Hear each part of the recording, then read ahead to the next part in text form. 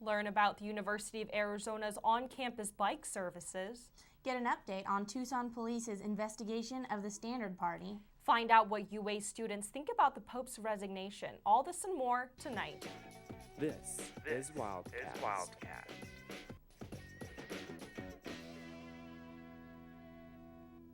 Good evening and welcome to the late edition of Wildcast. I'm Carol Ann Scott. And I'm Janice Yu. Thanks for joining us tonight.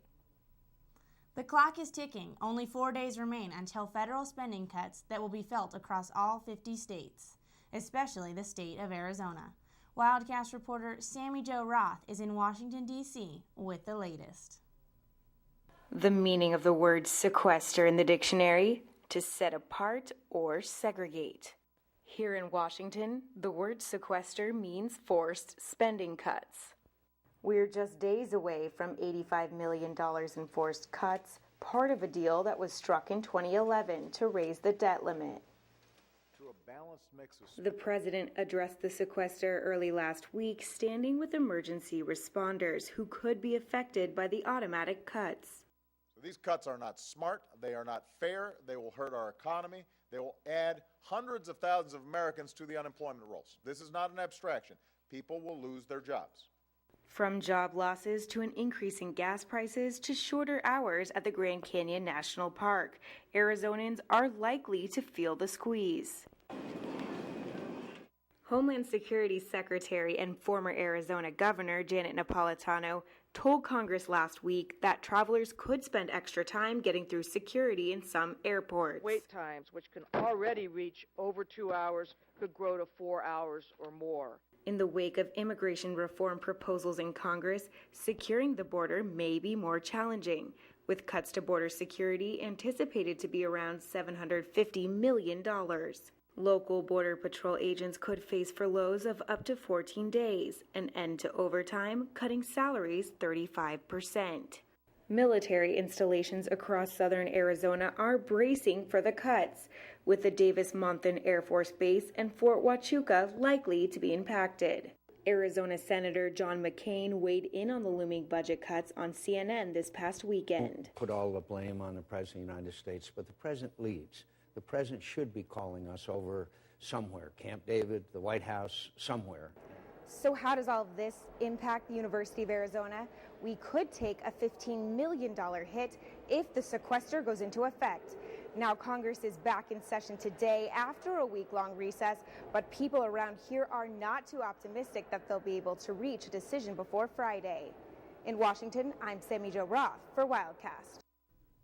Pope Benedict XVI announced that he is stepping down from his role, becoming the first pope to resign in nearly 600 years. Wildcast reporter Karina Gallardo asked people from Tucson about their thoughts on the Pope's decision. Karina? On February 11, 2013, the Vatican and the Catholic Church confirmed that Pope Benedict XVI would resign the papacy later this month on February 28th. A choice Benedict states was due to declining health and old age. He will be the first pope to relinquish this position since Pope Gregory XII did 600 years ago. Father Bart Hutcherson of U of A's own St. Thomas More Catholic Newman Center expressed his thoughts on this historic event. In general, I think that his resignation offers us just a remarkable view of his humanity. I think that people get old and tired and unable to do their jobs because of their age all the time. And I think we've had for 600 years this idea that the Pope couldn't resign or retire. Well, why should an 85-year-old Pope be different than anybody else? University of Arizona students have also voiced their opinions about Pope Benedict's resignation and the future for the Catholic community. He felt it was necessary. I'm happy he did it if he felt he couldn't continue. I'd much rather someone more capable than him, if he felt that he couldn't keep going, did it. Said it's weird that it doesn't happen very often, but at the same time I respect him for knowing that it was his time, he was done with it, and it was time to move on. I believe our next pope definitely needs to be involved with the youth, because the youth are, the foundation of the church. Reporting for Wildcast, I'm Corina Gallardo. Tucson hosted its Tucson Rodeo, the 88th annual La Fiesta de los Vaqueros Rodeo and Parade this past week at the Tucson Rodeo grounds. Wildcast reporter Serena Nafarate has the story. Break out your cowboy boots. It's rodeo time in Tucson. Also called La Fiesta de los Vaqueros, the Tucson Rodeo has been a tradition for almost 90 years. Created in 1925 to glamorize the Wild West lifestyle, the rodeo has endured and still attracts spectators year after year. I think it's cool to, just like everything in Tucson, to meld all the different cultures that are here. Tucson's kind of a melting pot, and the biggest ingredient in that is probably like Western and Hispanic culture, and it's kind of a beautiful mix of the two together. And mutton busting is awesome. The Tucson Rodeo Parade, the world's longest non-motorized parade, is a Tucson community tradition since 1925. Schools give the day off, major streets are closed, and spectators brave the cold weather for a chance to see a family member, a friend, or the parade's main attraction, the horses.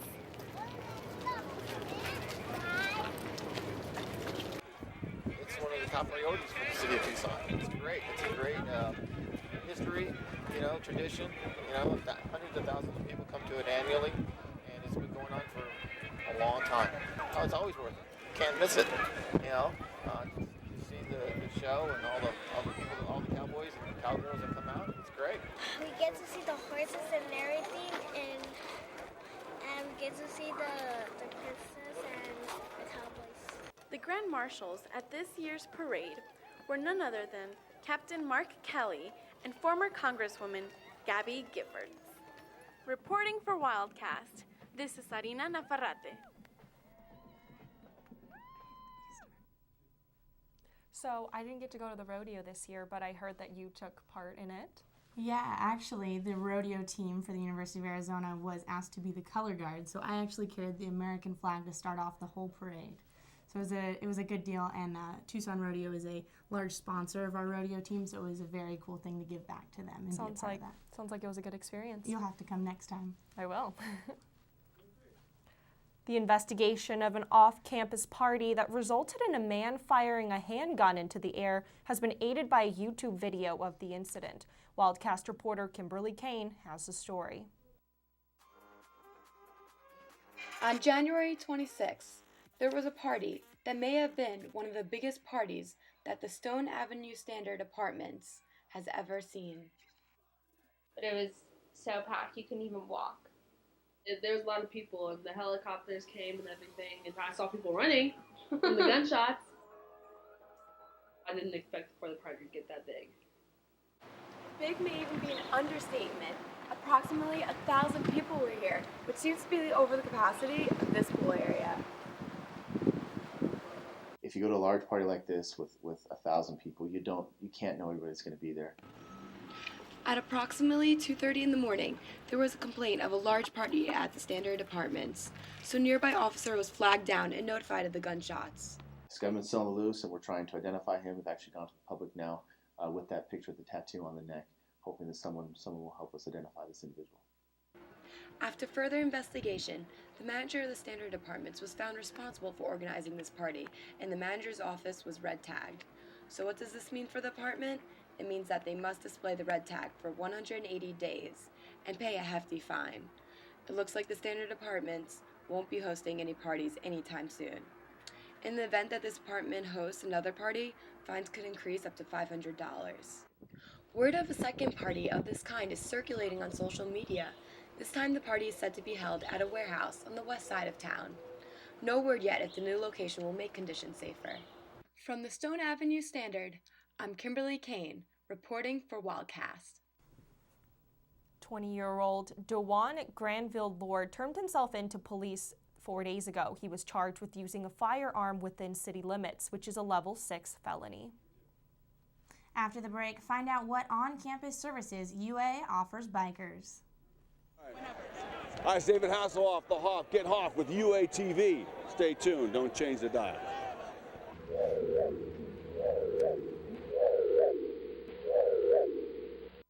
People may tune out someone they see on a median trying to sell newspapers. Those extra few hours of having to swipe your cat card to get in at night might be keeping non-U of A students out of the library. And while some are traveling to Mexico for cheaper gas, others are forced to pay those high prices at the pump. Students and parents are always invited to come cheer on the Wildcats. We'll see you back here next week for another edition of Wildcast.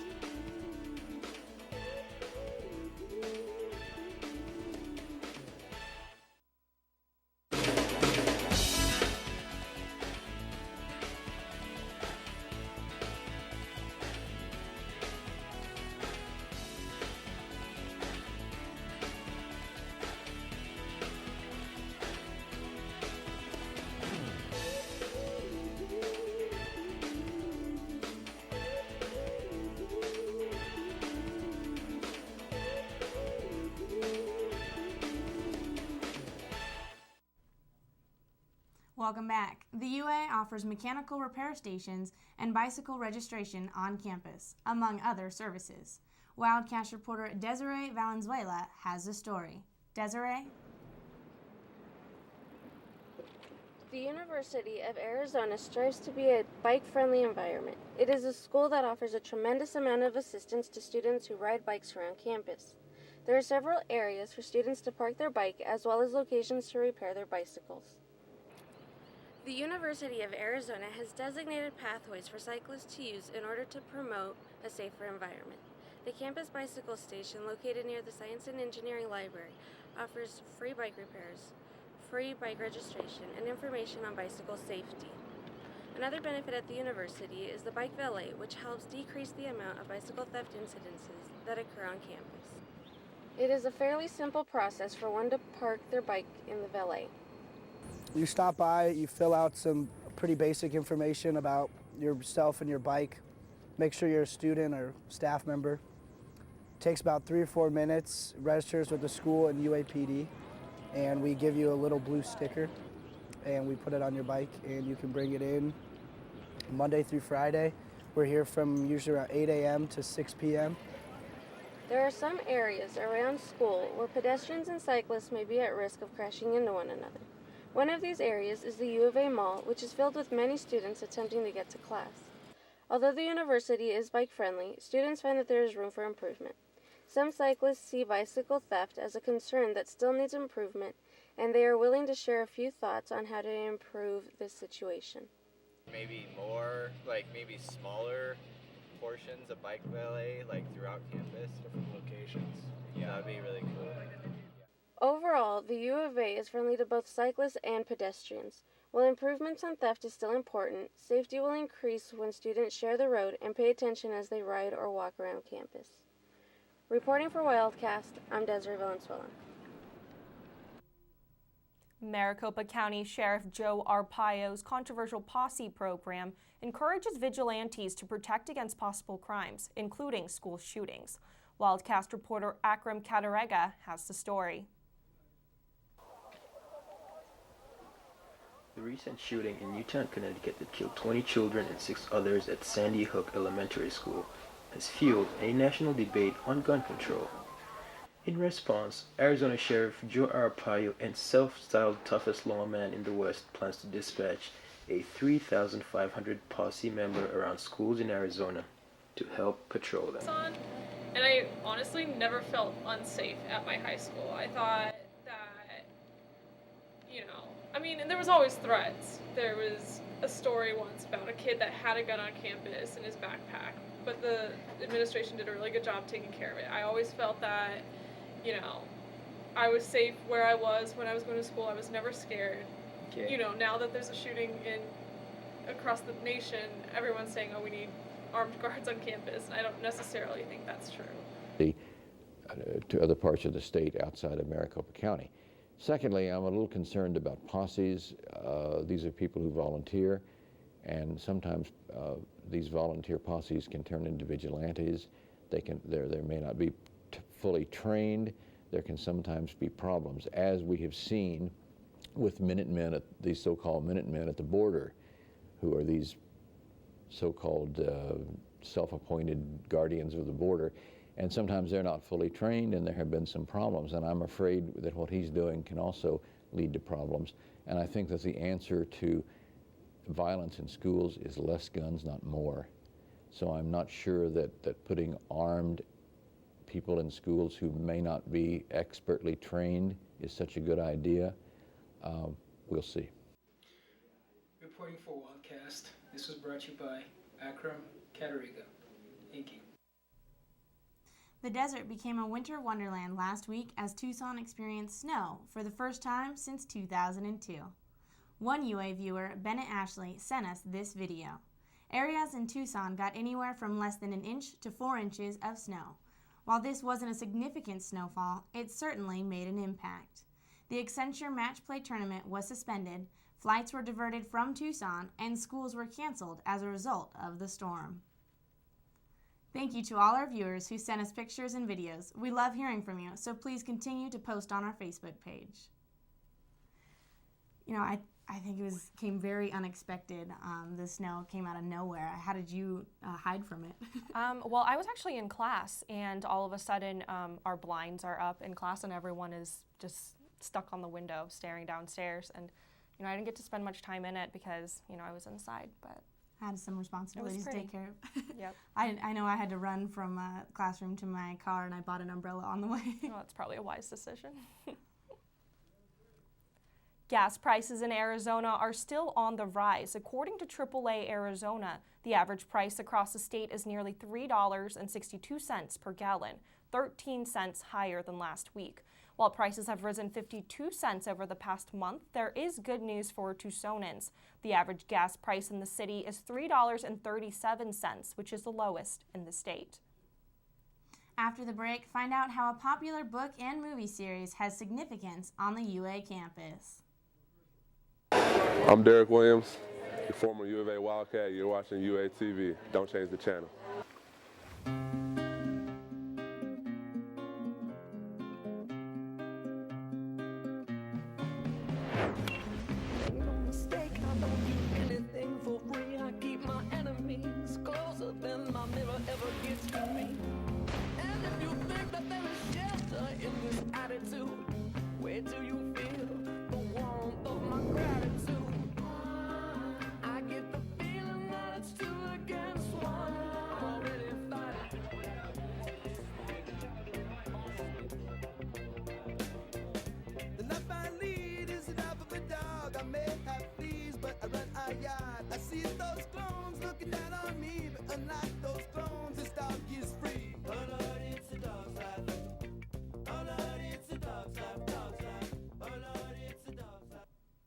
Welcome back. Harry Potter's 7 books and 8 movies make the series one of the largest entertainment series in history.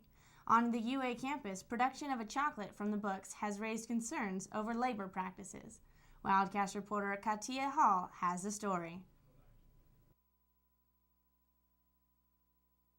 Not only does it make for a yummy treat, but it serves as a powerful antidote for the cold effect produced by contact with dark magic. There are a lot of antioxidants and things like that apparently, there are some chemical compounds that do make people feel better when they eat chocolate. As soon as the trolley cart rolled up with Harry Potter chocolates in the Muggle world, everyone wanted a piece of the remedy. It's really exciting when they produce something that is like from the books and relates to the books, because it's a little piece of, you know, getting something in reality, and there's something about like getting a chocolate frog box. You're like, this is awesome.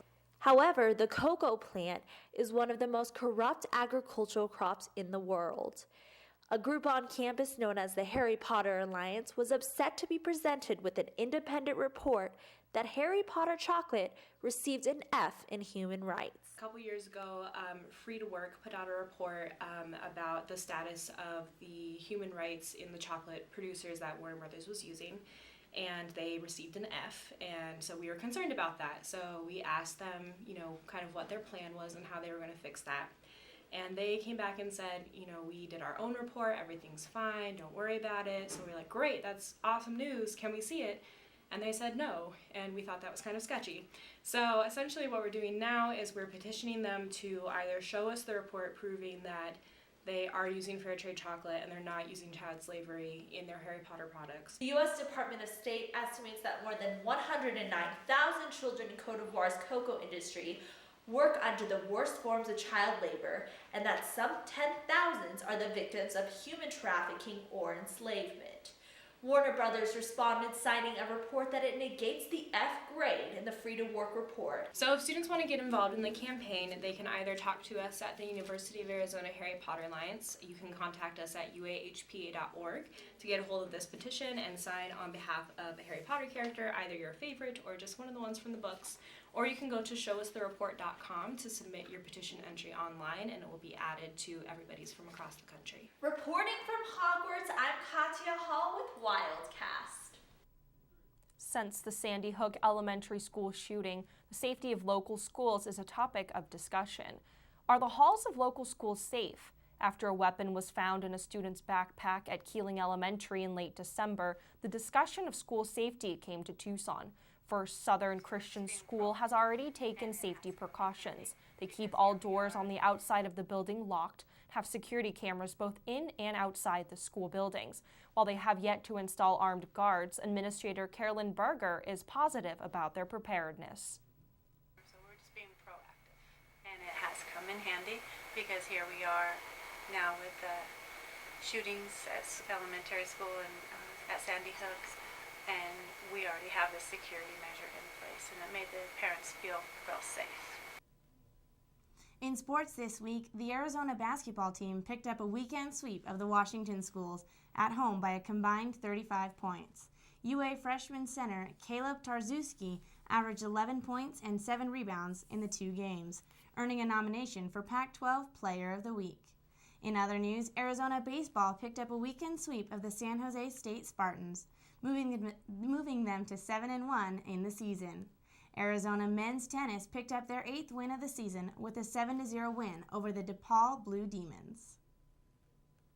For those of you who want to support us, March 5th and 6th are the days to vote on the new student media fee, which will give us the funding to continue reporting the news that's important to you. You may have seen us on the mall or in the student unions with these pink petition forms getting your signatures. We appreciate everyone that gave us their signature and supported us. This is just the next step in what has been a long and great experience in order to try and get more funding. We really do appreciate your support, and please do vote.